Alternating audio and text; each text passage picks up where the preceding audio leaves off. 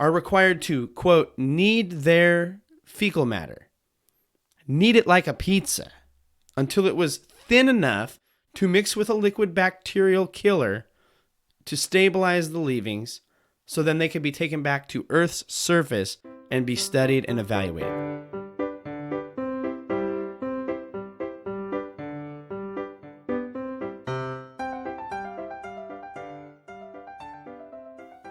Welcome back to Privy.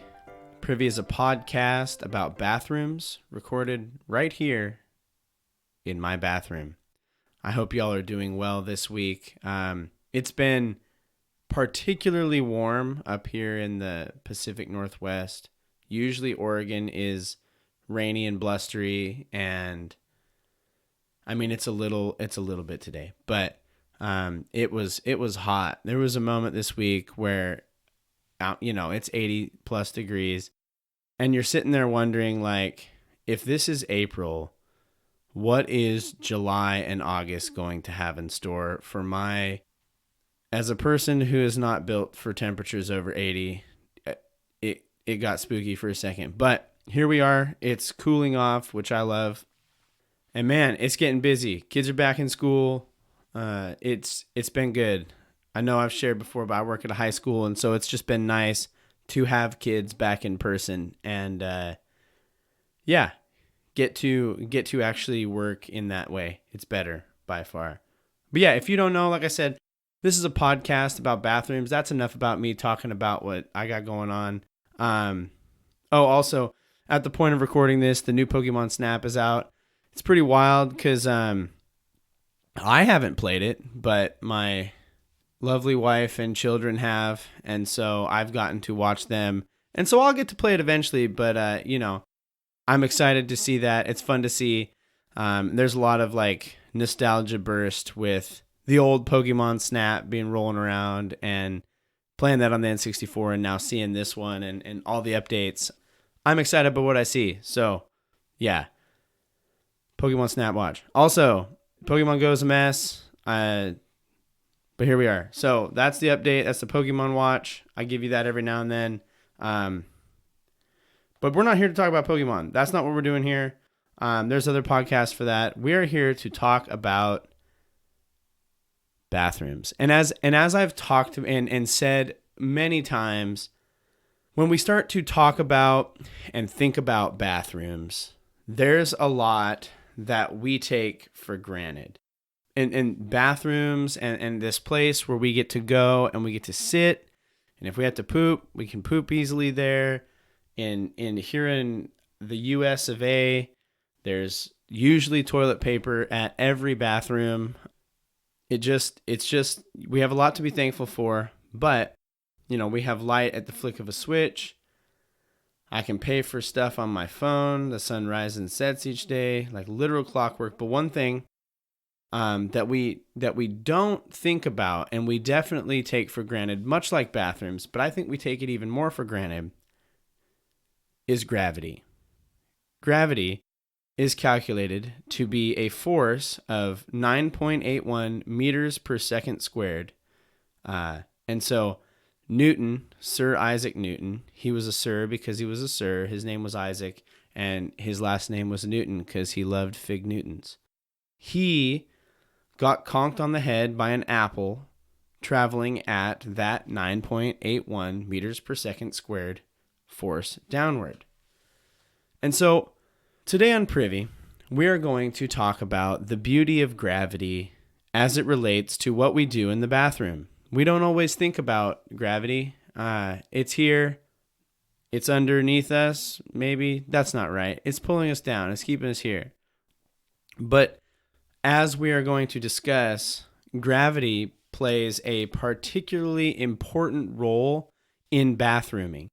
And you might hear that and you might go, there's no way that he's going to talk about gravity this whole time. I promise I'm not, but it is important. Gravity is crucial, not just to making sure that you don't float off into the sky like some Macy's Day Parade balloon, Macy's Thanksgiving Day Parade balloon. Macy's Day isn't real. But it literally keeps you on this earth. I don't even explain this. It's gravity. Also, yesterday was apparently Star Wars Day. Now, on the list of completely fake and made up holidays, Star Wars Day, May the 4th, has to be pretty high on that list. Like, this is fake. If you enjoy Star Wars, that is wonderful. I'm not trying to harsh your yum. I don't get it. I haven't seen all the Star Wars movies.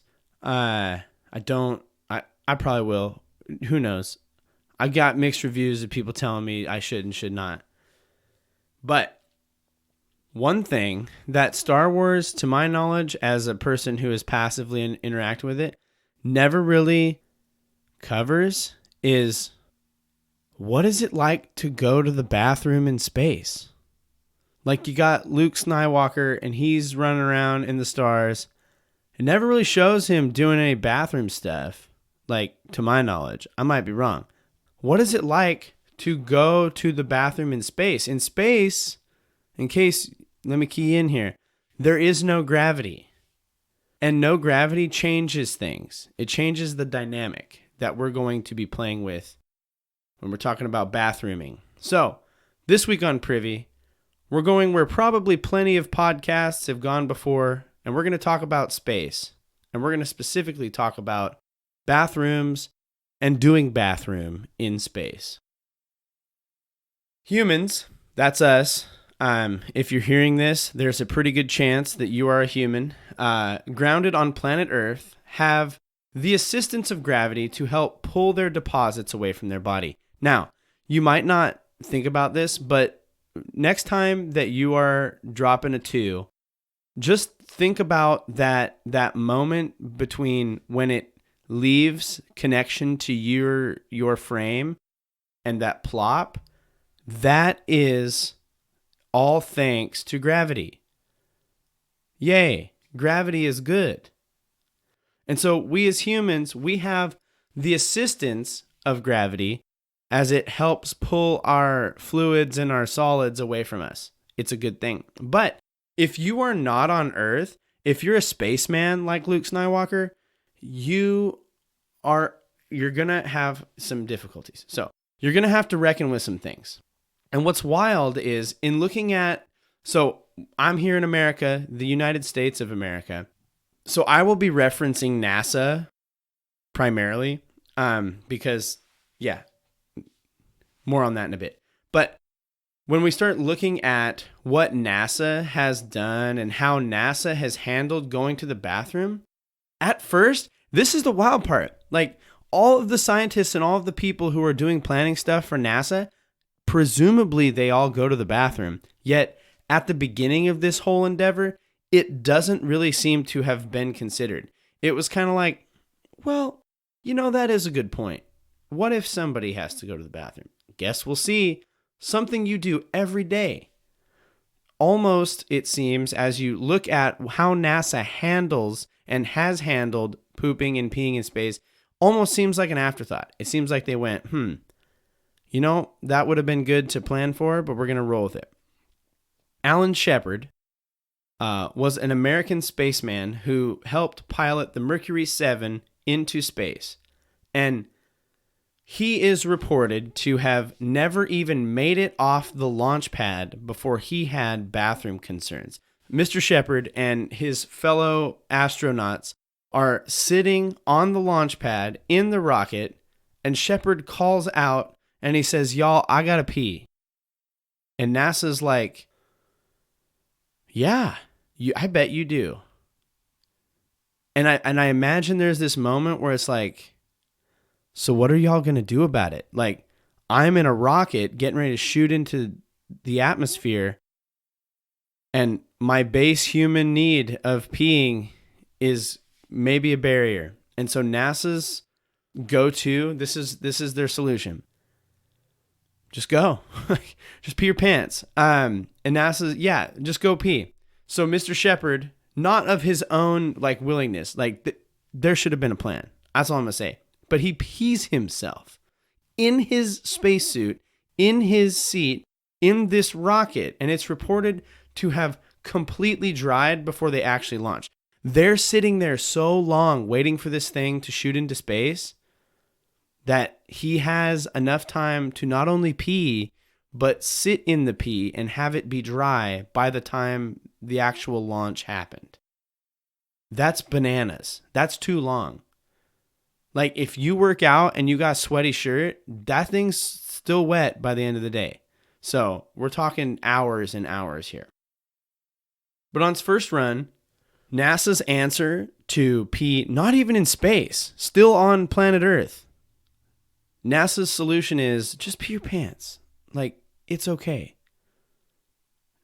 We won't tell anybody, except for they did, because it's on the internet. So in the following year, NASA designed a device for you to pee. Cool. Okay, now we're making technology to help us go. And it allowed a collection of the pee to be taken. You would pee, and it would collect it in this thing. And by the time NASA shot John Glenn aboard the Mercury Atlas 6 into orbit in 1962, they had passed out the device. NASA has created this device.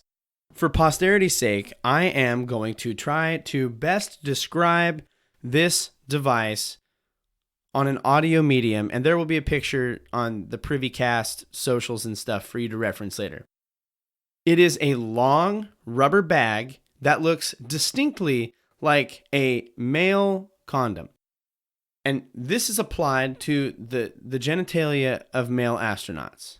And this rubber would have served as a not great solution. It's a poor contraception because it is designed with a hole in the end that then is rigged up to a collection bag, or more likely to a tube which ran to the collection bag.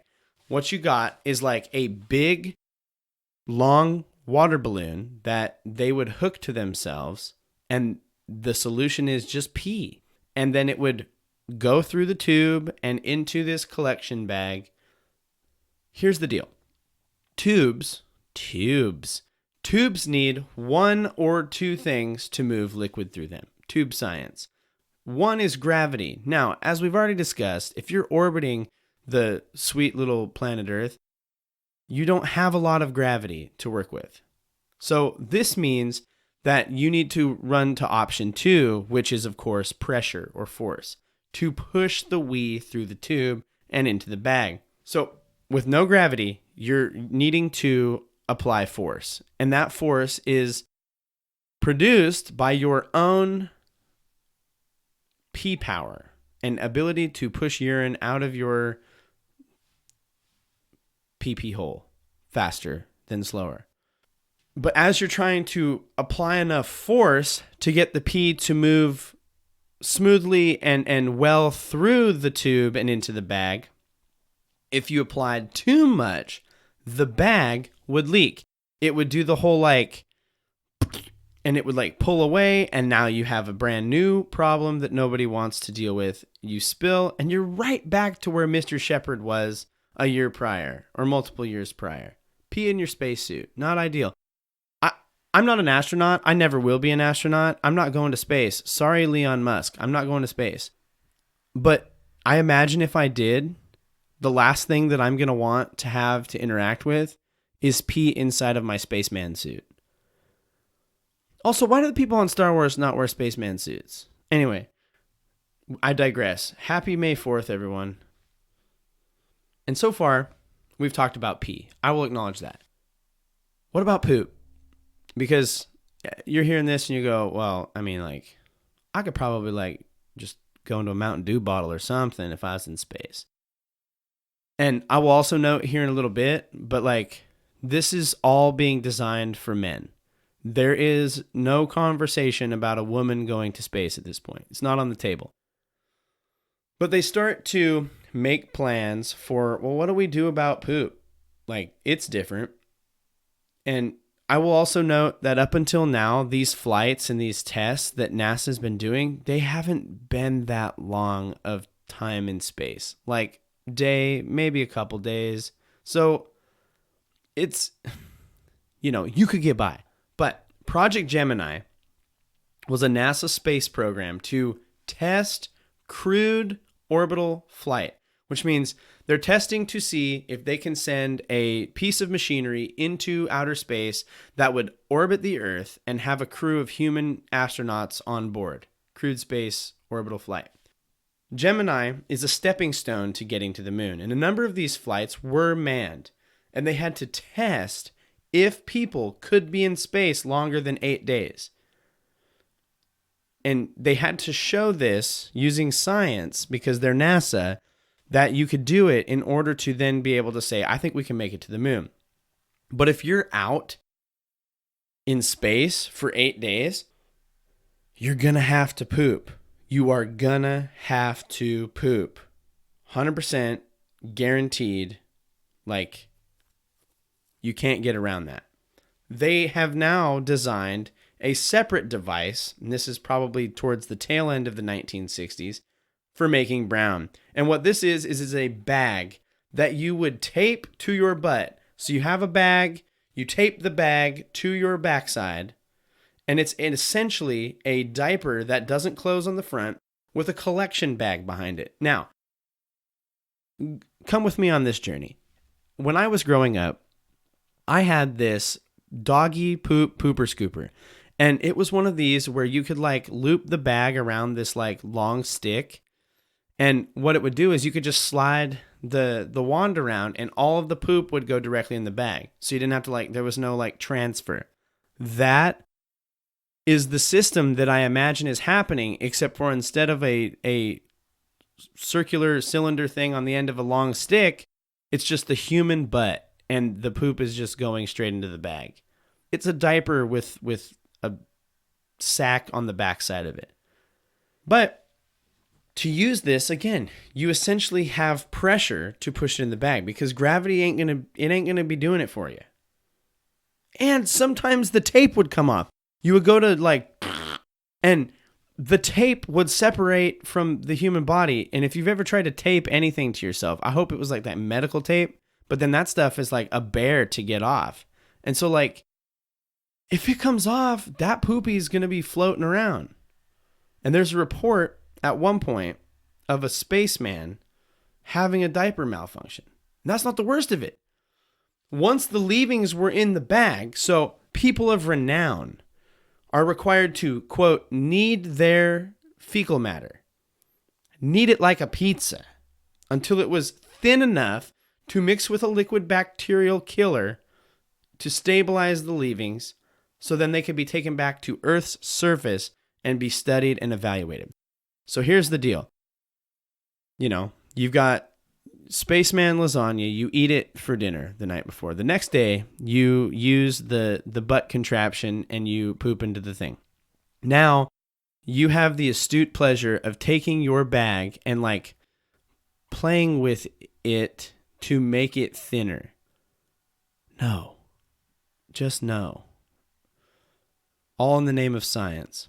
But as you can guess, they didn't like essentially playing with their poop until it can be stabilized. I mean, it makes sense if you're going to research it, but like you're kneading poop, like kneading like KNEADING, like kneading pizza, but like it's poo in a bag. This is science. Maybe, you know, I think Jurassic Park, they spent all their time asking if they could, not enough time if they should, you know what I'm saying? But before the end of the decade, NASA and the Apollo missions, they hadn't done enough R&D on these diapers because on these Apollo missions, astronaut Tom Stafford is reported as calling in, Houston, there's a turd floating around our craft. Somebody pass a man a napkin. He needs to get that cleaned up. Houston, there's a turd floating around our craft. I can't imagine a worse call. In fact, the Apollo mission used what I'm calling a super diaper, a big, absorbent, big pad, big splash diaper. It could hold it all. Any and all leavings get caught in the special Apollo diaper. It's a super diaper, a space diaper, if you will. When NASA built Skylab in 1973, they finally put in a toilet. We made it. Toilet installed. So far, scientists capable of shooting humans into space have designed a glorified strap-on catheter, a strap-on Ziploc bag, and a ShamWow level diaper to help with bathrooming in space. That's what we have dealt with so far. Things are messy. They didn't work well. There were leaks and squeaks and overflows. All three of which are the least likely, the least desired thing you want when you are bathrooming ever in any situation, especially in zero gravity. But to NASA's credit, they weren't sending people up for super long. But like Gru and Despicable Me, sights are set on the moon. They built Skylab in the 1970s, and with it, astronauts were going to be going to space for extended periods of time. As any parent of toddlers and children will tell you, diapers, super diapers even, space diapers, if you will, are not a soil collection model that's designed to continue indefinitely. It has an end date. And so you can't just say, build a bigger diaper, because eventually you're going to have an absorbency problem. The longest Skylab mission in the 1970s was 84 days long, and you got to come up with a better solution for 84 days. So they built a toilet. Our good old friend, the toilet. The Skylab toilet was essentially a hole fashioned in the wall of the waste management section of Skylab. This wasn't just any hole. Without the aid of gravity, merely relying on human and musculatory and like all of those anal muscles, that's not going to cut it. You're not going to be able to like push this through the hole. I know what we do. Let's strap a vacuum to the space dookie hole. Once the poop had made it into the hole, the vacuum sucks the poop through and it's dried with heat. Think like making diaper jerky, and then you take the diaper jerky and you dump it in a waste tank, and then it's taken back and studied for science. No more kneading. We're not playing with it anymore. So as awful as space diaper jerky sounds, it's better than putting in a bag and like rolling it out and trying to get it thin with your fingers. That ain't right. They didn't get poop on their fingers. It's inside the bag.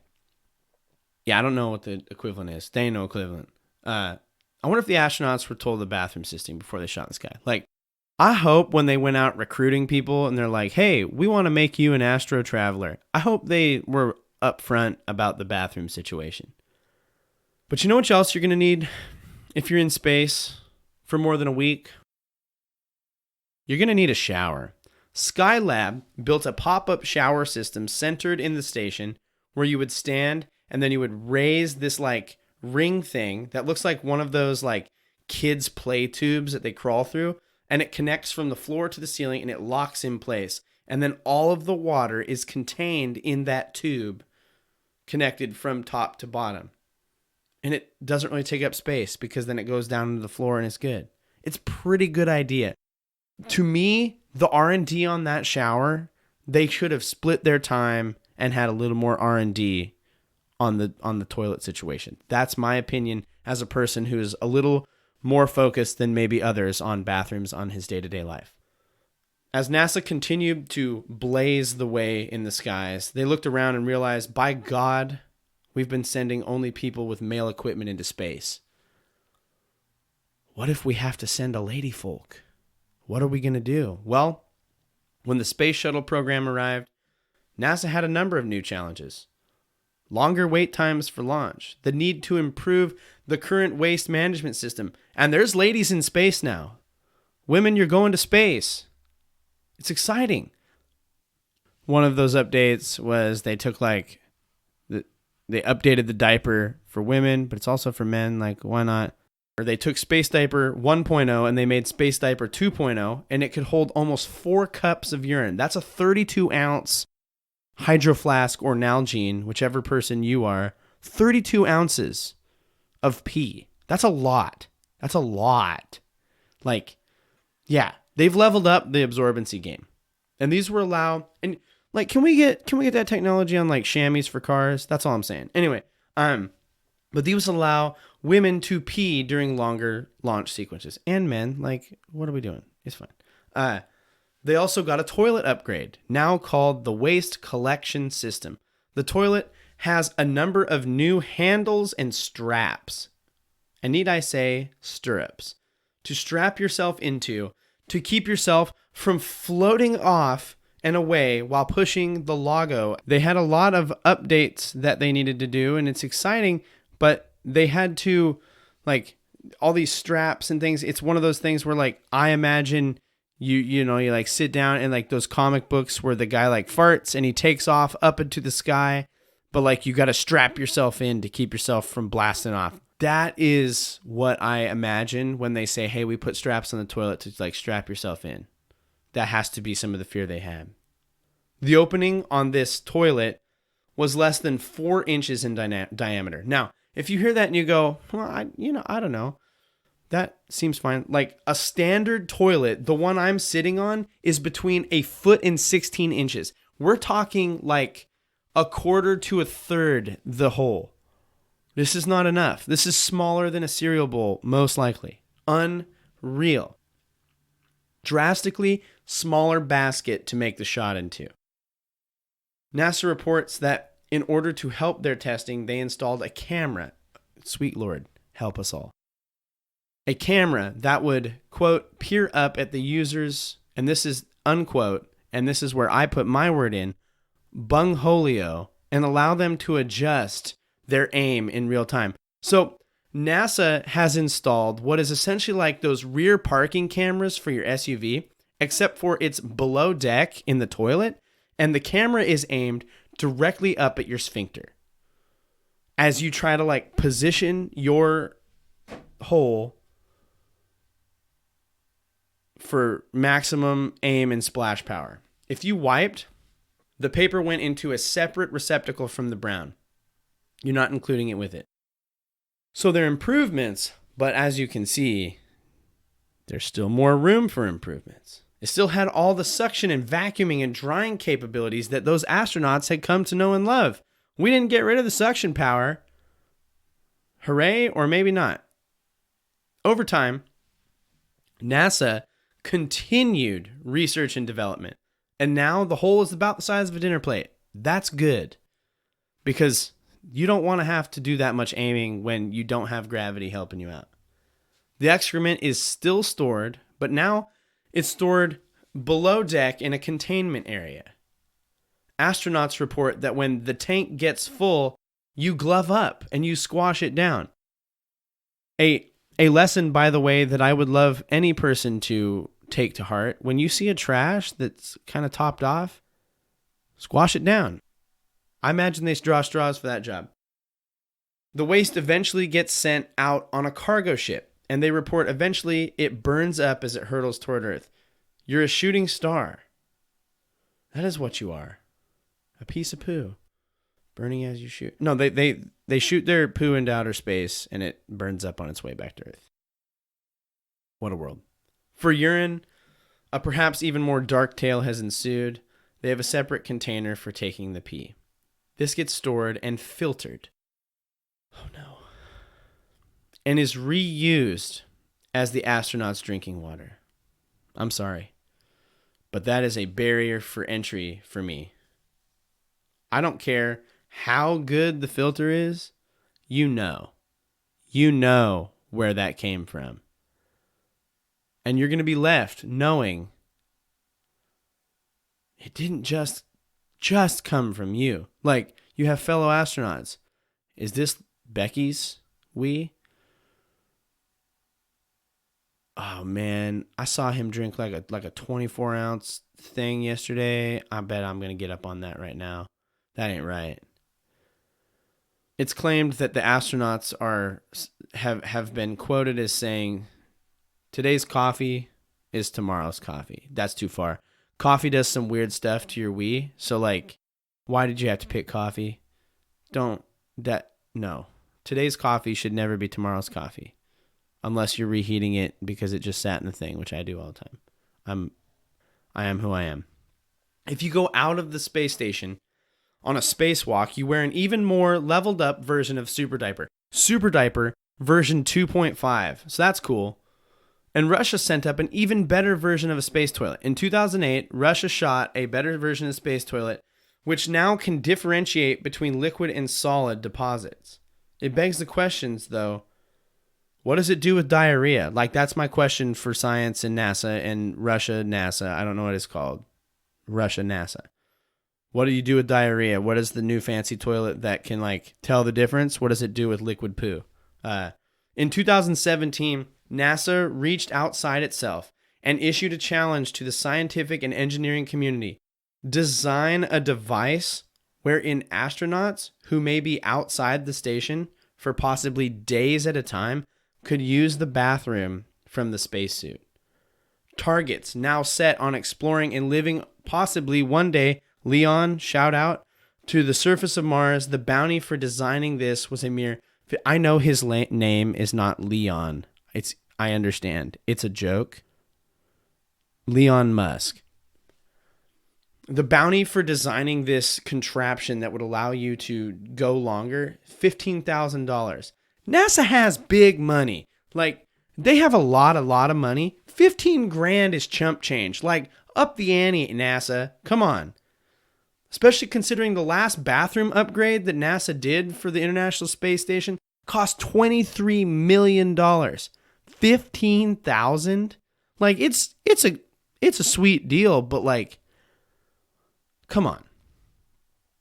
The winner, the contraption that won was designed by Dr. Thatcher Carden, and he made a device that looked like a docking station for the astrocrotch, where the bag would be hooked up, kerclunk, and excrement would be collected into the bag, and then you would like unseal it from the crotch. And somehow, space people could also change their undies through this port, space crotch port. And it opens you up to having like a backup diaper. You can throw a backup diaper on.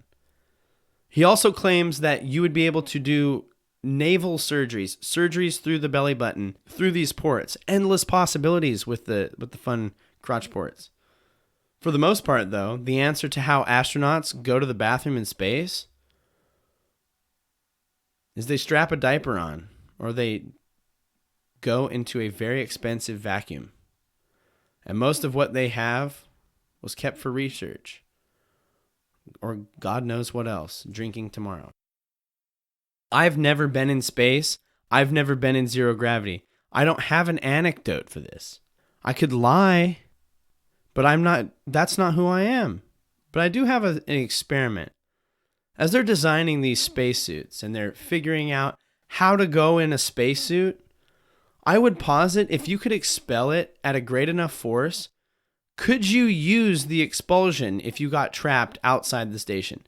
2 movies to give you context for this thought experiment. First movie, the movie Gravity. When she gets stuck outside, I can't remember. She gets stuck outside the rocket ship, and she's probably gonna, So she like throws the wrench, and the negative force is enough to push her away. Pretty cool. Now instead of a wrench, it's poop. Second, the image of like Wall-E, like spraying the fire extinguisher, and he's like flying across the thing. That's what I'm talking about. Could you use the negative force created by pushing human fecal matter or human pee matter out of your body to jettison you to safety if needed? And if Mr. Carden's sweet spaceport is a check mark yes to that, I think we got something on our hands here. That's the real big questions on our mind. Be thankful you have gravity. Going to poop and pee in zero gravity sounds like no fun. Imagine missing and you just got little bubbles of pee floating around by your head. It's not ideal, and it's not even desired in any way. But here on Privy, we've gone to space today. And by that I mean I didn't leave my home bathroom. So there's that. I hope you enjoyed. This has been another episode of Privy. We would like to, as always, we would love for you to reach out to us, connect with us on social media. We're on all those things at Privycast, or send us an email, privycast@gmail.com. We'd love to hear from you. If you have ideas about how space is going to interact with propelling you, we'd love to hear it. As always, we want to thank Kevin MacLeod for the use of Barroom Ballet as our intro and outro music. You can find his music at incompetech.org, and his music is licensed under Creative Commons 4.0. Thanks, Kevin. And now, this has been another episode of Privy. Thank you for joining us, and as always, don't forget to flush.